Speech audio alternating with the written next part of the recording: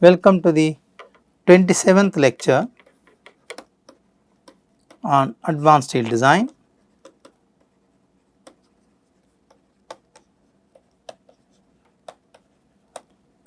Which is now going to focus on estimating Euler's critical load.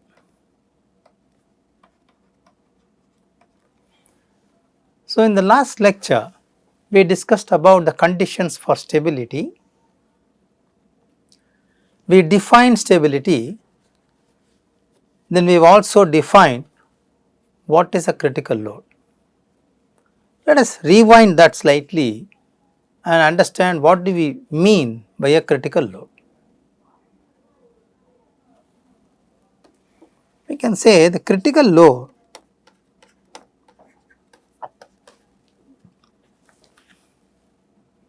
is the axial load necessary to maintain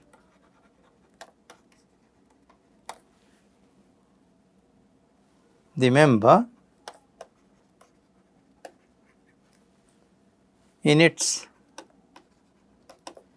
initial straight position. Okay, so classical definition which is given by Timoshenko and Guéret in 1961. The immediate question comes, how do you estimate this critical load? Critical load is computed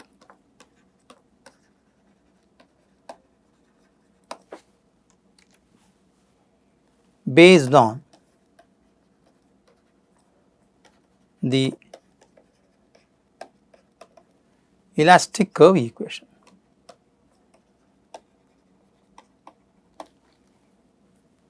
Okay.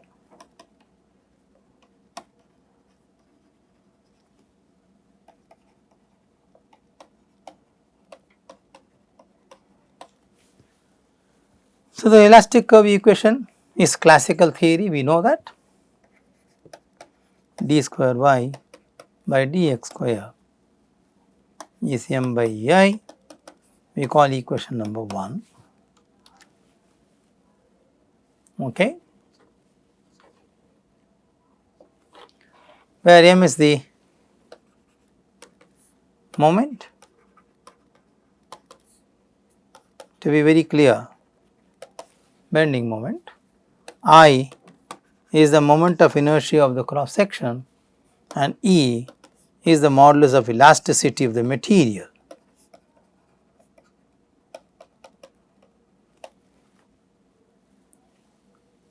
And y and x are defined according to this figure which I am going to draw. Let us say I have the initial position of the column this way,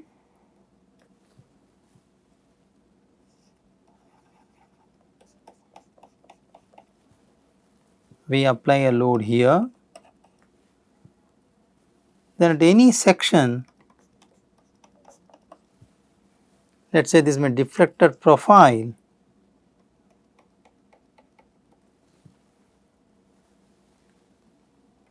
and the load is now shifted here. The distance of this shift is y, whereas this is my origin and this becomes my x axis, and of course this is my y axis where I am measuring y in that axis. Okay. This is a free body diagram of the column member.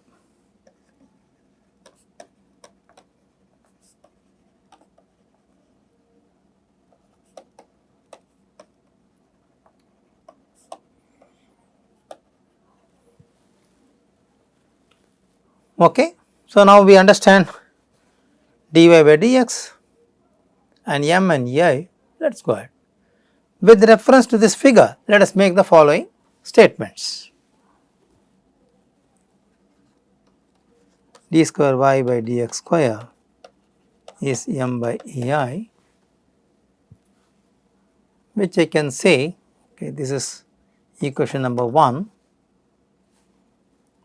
EI into d square y by dx square is m, which in my case is going to minus p times of y. Why negative? Because this is going to open up the curvature. Okay, it's going to open up the curvature, right. So, EI d square y by dx square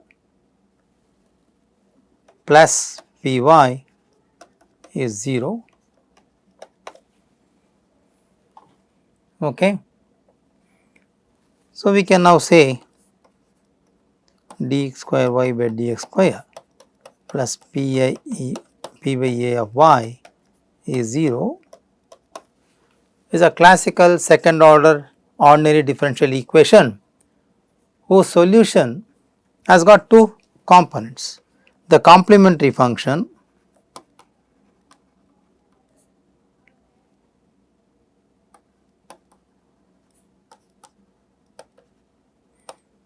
and the particular solution. Since RHS is 0, particular solution will be 0 in this case, we can write the complementary solution like y is, let us say, some variable a sin alpha x by L plus b cos alpha x by L, equation number 4, okay, where in the above equation alpha is L root P by A.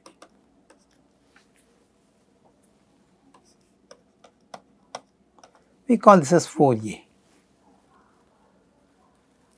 So, equation 4 has got two unknowns a and b, we need to find out them. I can apply the standard boundary conditions and evaluate these constants a and b.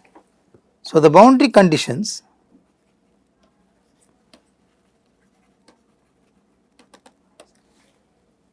at x equals 0, y is 0. See here, at x equals 0, y is 0, which implies applying in this equation 4a, b becomes 0.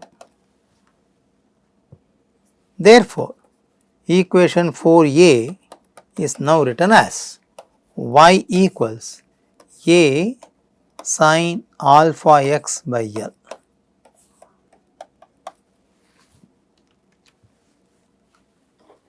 Okay. Let us apply the next boundary condition. There is one more boundary condition. At x equal to L, y will be again 0. I have a column, both ends position restrained, x is measured from here and this is my y axis and the length of the column is L and the deflected profile of the column is this under the load P.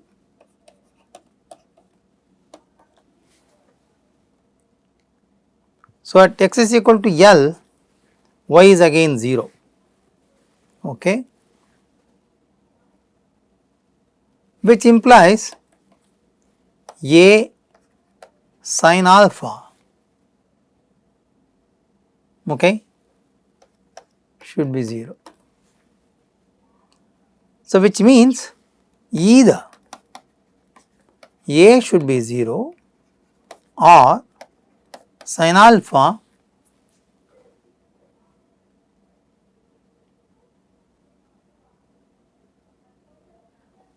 should be 0. Okay. If a equals 0, look at the original equation, there will be no lateral deflection, is it not?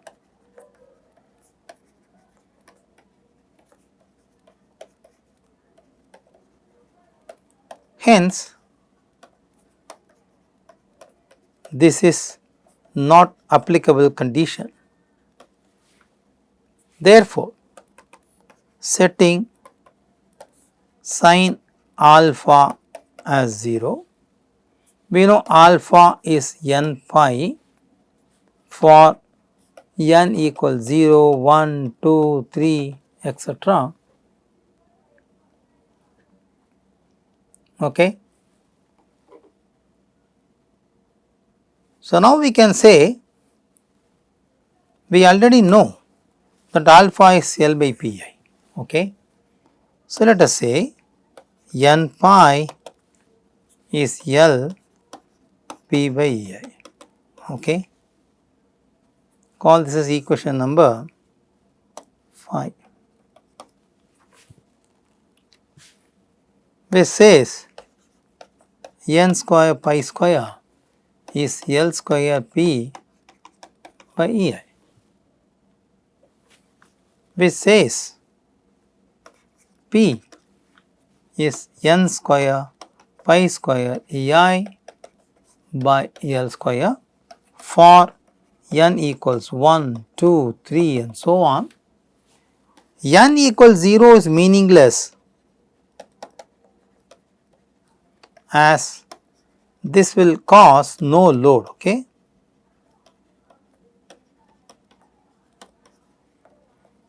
That is P will become 0. So, when there is no axial load, the condition applicable is not effective. We call this equation as equation number 6.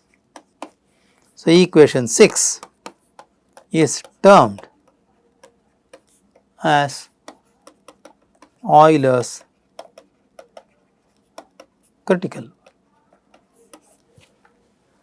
So, we can now say Pe is n square pi square ei by L square for n equals 1, 2, 3 etc. Okay. So, we have now estimated the Euler's load. Now, let us try to find out the stability functions considering a standard beam element.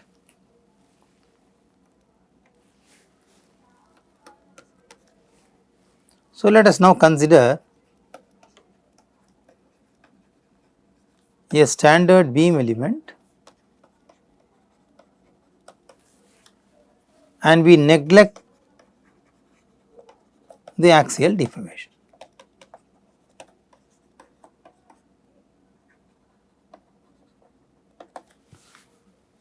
Okay. Let us consider a standard beam element which is fixed at both the ends.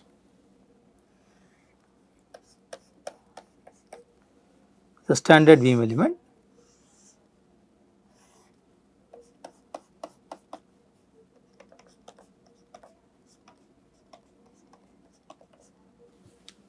this is x axis, this is y axis. I put m indicating is for the member. We take a prismatic section, so ei is constant and this becomes my span of the member of the ith member Li. This is my ith member. Okay. So, there are some sign conventions which we have to follow. So, let us see what are the sign conventions.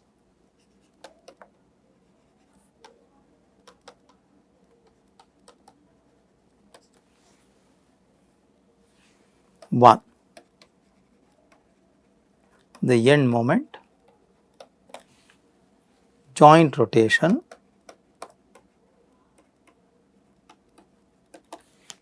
and joint moments.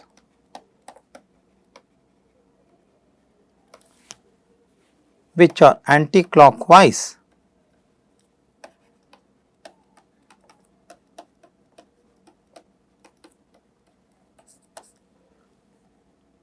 or positive.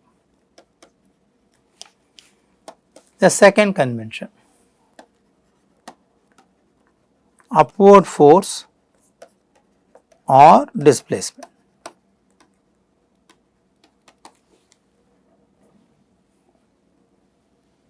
is considered positive.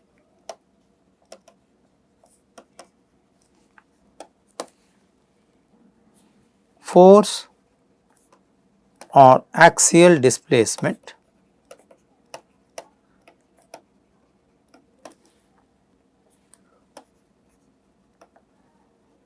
towards right direction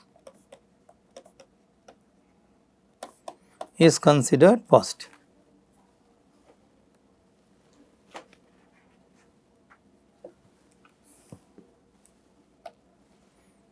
Four,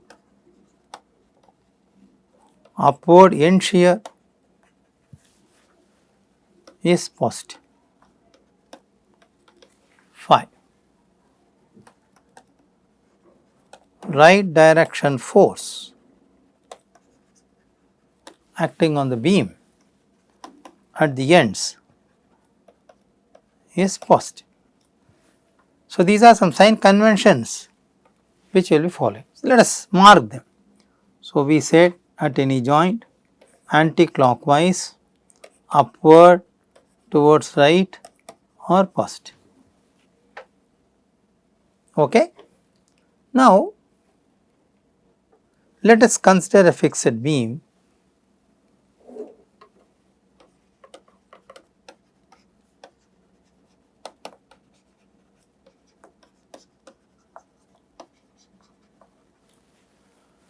undergoing deformation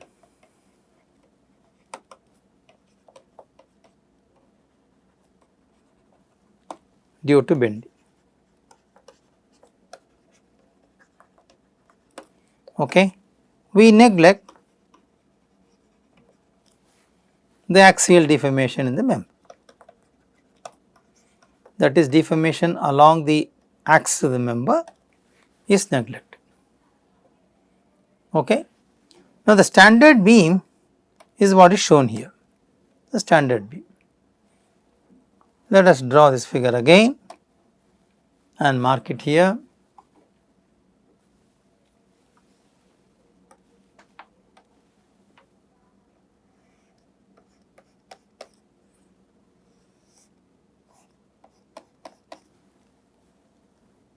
This is my origin, this is my x axis of the member, anti-clockwise 90 degree is y axis, the ith member, this member has got uniform cross section EI, span of the member is LI,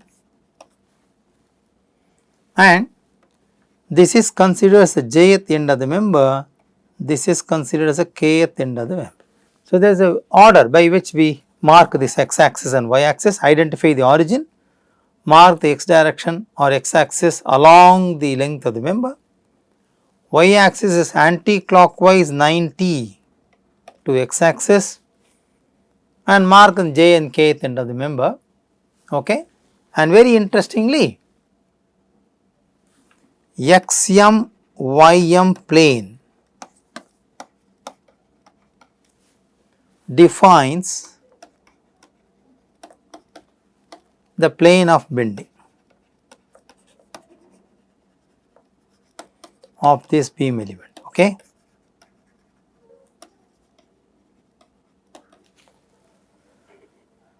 Right.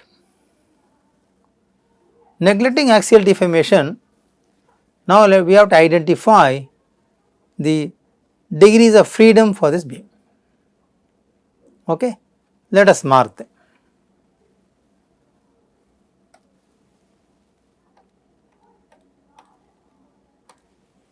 So, I am marking the beam again. This is my xm. I know how to mark ym. This is my jth end, kth end, prismatic cross section, length of the member is Li, and this member is actually I. So, let us mark rotation at j as theta p, rotation at k as theta q, vertical displacement at j along positive m is del r, and vertical displacement at kth end along positive ym is del s. Okay. So, we are just marking these dimensions. I want to derive the stiffness matrix of this. Okay. So, to do that I have to apply unit rotation. So, let us quickly revise and understand what is stiffness coefficient. Kij is the stiffness coefficient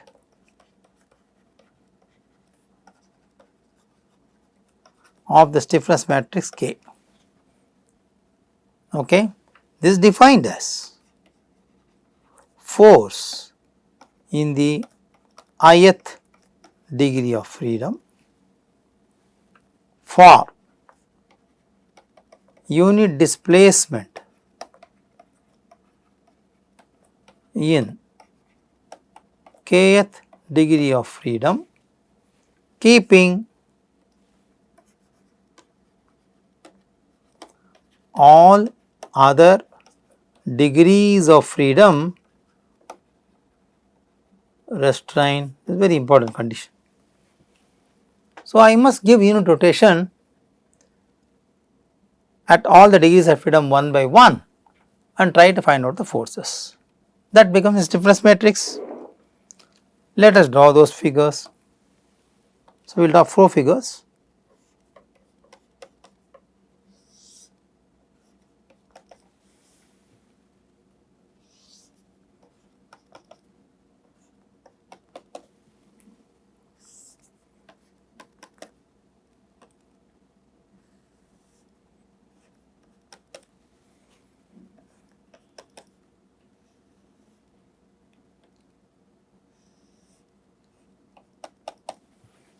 Okay. Let us mark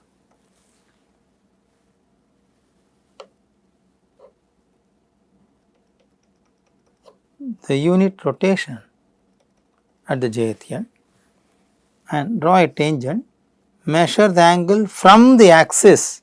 I call this as theta p and let the theta p be unity. Okay. So, now this will invoke forces. I call that as K PP, this as K QP and this reaction as K RP and this as K SP. So, friends, let us pay attention to the subscripts of this. The first subscript indicates where do you measure the force. The second subscript indicates where do you give the unit displacement. Like, look at this figure, this is P, this is Q, R and S. So, I am measuring force at the pth end for giving displacement at the pth end, so it is KPP. I am measuring force at the qth end for displacement at the pth end, so KQP. Similarly, I get KRP and KSP. That is called figure number 1. Okay. Let us go to figure number 2. I want to give unit rotation at the kth end. So, draw a tangent from the axis, measure in the anticlockwise direction, call this as theta q, that is unity. So, the corresponding forces will be KQQ, KPQ, KRQ and KSQ. You will obviously see the second subscript indicates the degree of freedom label where unit rotation is given. The first subscript indicates the degree of freedom where the force is measured. I call figure number 2. So, figure 1 and 2, in fact figure 1 refers to unit rotation at jth end, correct. Figure 2 refers to unit rotation at kth end, is it not? Can also give unit displacement at the jth end. Let us say I want to move this end by unit displacement, that is here. So, I want to give this displacement delta as unity, which will be nothing but del r is unity. Okay. So, now I do not want to give displacement any other end, therefore, the displaced position will be this. It is a straight line. Let me rub this and redraw again. It is a straight line.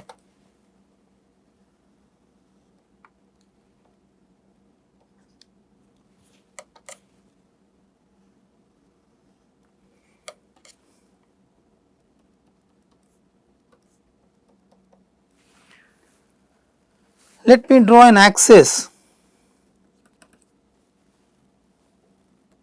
normal to this.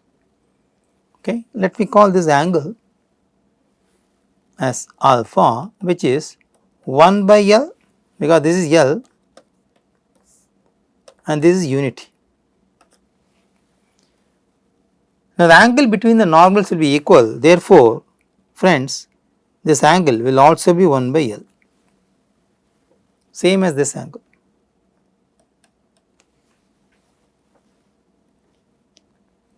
Okay. So, now this will invoke forces in the pth degree. I call this as kpr, in the qth degree I call this as kqr, in the rth degree I call this as krr, and this as ksr. The second subscript refers to the place where we have given unit displacement. Similarly, let us say this unit displacement is figure 3. At jth end. Let us draw figure 4 by giving unit displacement at the kth end. Okay, let us do that. So, let us give unit displacement at the kth end.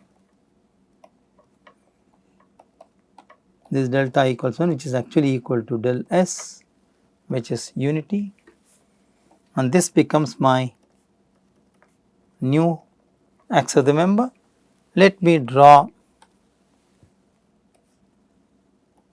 normal to this. So, if I say this is alpha, which is 1 by L, and we all agree that this angle will also be 1 by L as well as this angle, am I right? This has invoked forces as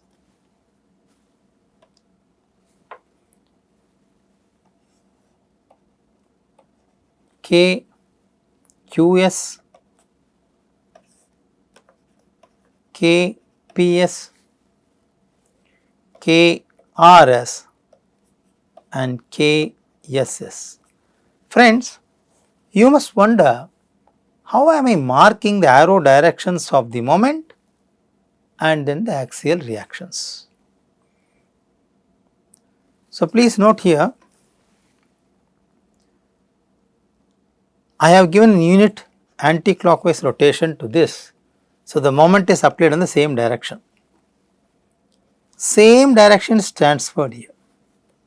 Similarly, I have given anti-clockwise rotation at the kth end. In the same direction moment is applied to cause this rotation, the same is transferred here. Whereas in figure 3, I have given upward displacement towards positive y at the jth end. So, I want to bring this position back to normal. So, this is calling it back, so anti-clockwise. Same is applied here to KQ1. When you come to figure 4, kth end has moved up. So, I want to bring it back. So, calling it back, KQS will now become clockwise. The same will be applied to PS. Okay? And I am marking these reactions RP, SP, etc. similar to the degrees of freedom, which is originally in the fixed B. Okay. So, now we are given unit displacements at jth end, kth end, and unit rotations at the jth end and kth end, is it not? And we have also marked the corresponding forces at both the ends j and k in all the 4 cases, yes. Okay. Now, looking at this figure, we can write a statement. The unit rotation and displacements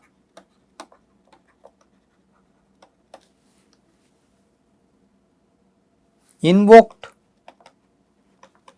forces and moments at j and kth ends of the beam. Now, to maintain equilibrium,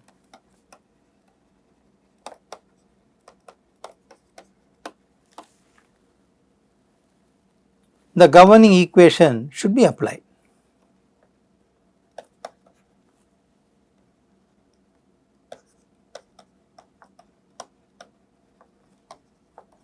What is that equation to be applied? I should say moment at pth end should be sum of force at pth end due to theta p, force at the pth end due to theta q, force at the pth end due to del r, and force at the pth end due to del s, is it not? You can see here kpp, kpq, kpr and kps, or the net forces acting at the jth end due to arbitrary displacements theta p, q, del r and del s given in cycle, is it not? So, this equation should be valid. We call the equation number, for example, okay, we will continue with the new numbering, we call equation number 1. Similarly, I can write the equation for mq, which is now at the qth end, which should be the force at the qth end because of theta p, force at the qth end because of theta q, force at the qth end because of del r, and force at the qth end because of del s. Then can also find the reaction. Let us call this as PR is the force at the qth end, force due to theta p, force at qth end due to theta q, force at the rth end due to delta r and sth end due to delta s. Similarly, Ps will be force at the qth end due to theta p, force at the kth end due to theta q, force at the rth end due to del r plus force at the sth end due to del s. Okay. Now, I can write this in a matrix form. We know that mi is ki into del I. Mi is a vector, ki is a matrix, del I is a vector. I call this equation number phi. So, for mi is mp, mq, pr and ps, where k is a full matrix and del I is theta p, theta q, del r and del s.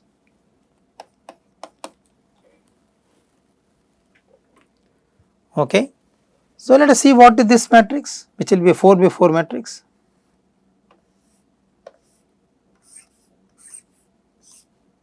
This will be the pth, qth, rth and sth columns, pth, qth, rth and sth rows. So, this is kpp, kqp, krp, ksp, the pth column. So, kpq, kqq, krq, ksq, the qth column, kpr, kqr, krr, ksr, the rth column, and kps, kpqs, krs and kss, the sth column. So, our job is to find out this matrix, okay, which will be the elemental property based on the geometric and material characteristics of the beam member. Okay. Now, let us pick up the figures back again. So, I will copy this page, put it here. Okay. Now, friends, for unit rotation given at the jth end,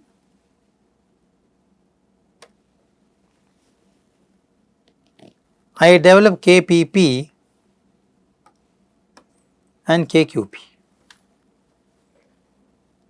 I can say this krp is actually equal to, because the net moment now generated is kpp plus kqp, is it not? So, krp can be simply said as kpp plus kqp by L, where this is my L.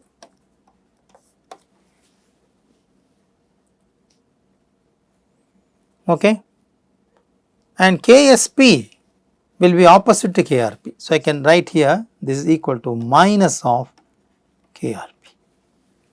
So, this direction will be reversed, because this is now going to cause a couple which will counteract this moment. Okay. So, krp and ksp depends on kpp and qp only. If I know kpp and kqp, I can find the end reactions rp and sp, isn't it? Similarly,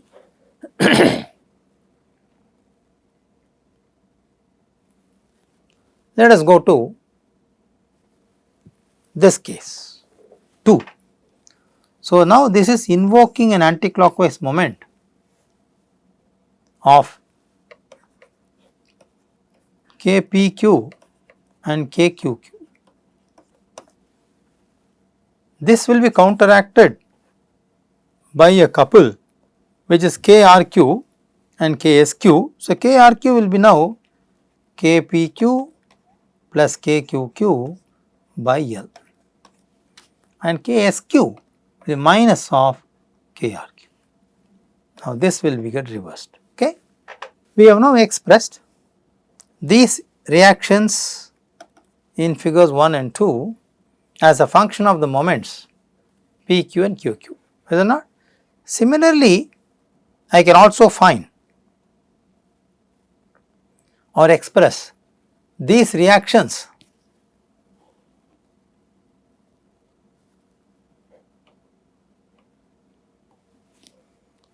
as a sum of kpr and kqr.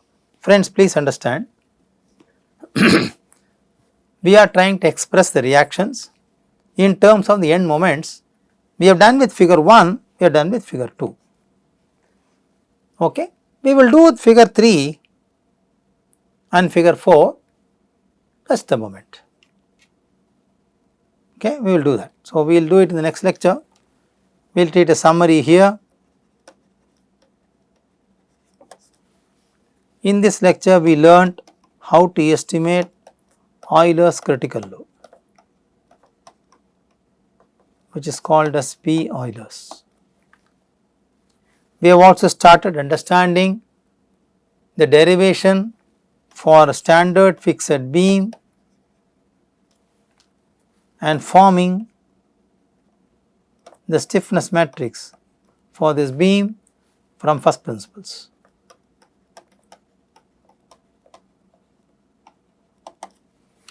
Okay, we will continue in the next lecture and attend to this in the next lecture. Thank you very much and have a good day.